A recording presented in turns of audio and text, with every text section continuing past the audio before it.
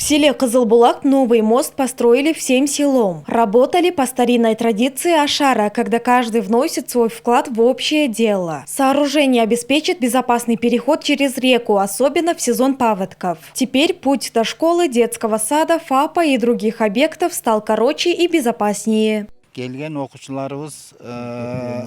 Ученики из-за отсутствия моста переходили реку вброд, а иногда, пытаясь перепрыгнуть, падали в воду. Мой брат Бакытбек, чтобы помочь людям, построил прекрасный мост.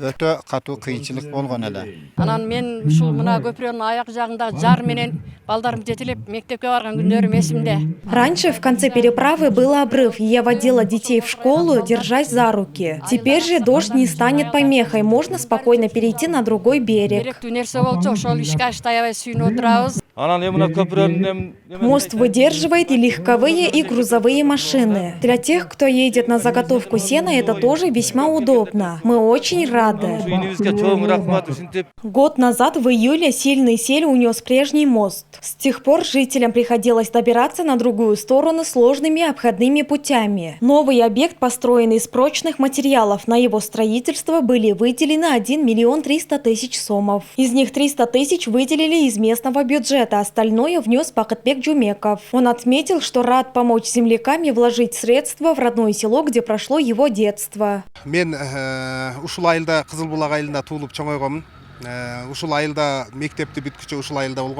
Я родился и вырос здесь. Хотел внести вклад в свой аил, поэтому мы и построили этот мост. По сравнению с прежними он значительно прочнее. Хотя воды в реке немного, из-за каменистого дна во время дождя обязательно сходит сель. Эта переправа выдержит поток.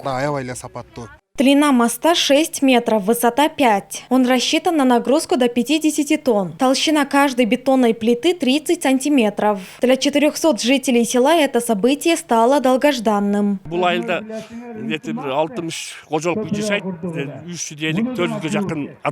В селе 60 хозяйств. Зимой мне позвонил спонсор и предложил построить мост. Мы сразу поддержали эту идею. Аил Өкмөтү тоже выделил более 300 000 сомов. Мы, конечно, рады такому сотрудничеству. Напомним, прежние мосты в Кызылбулаке дважды сносил сильный сель. Новый объект построен с учетом ошибок и рисков от природных стихий. Айтунук Мамытова, Нурсултан Абдикарим улы, ЛТР, Рожская область.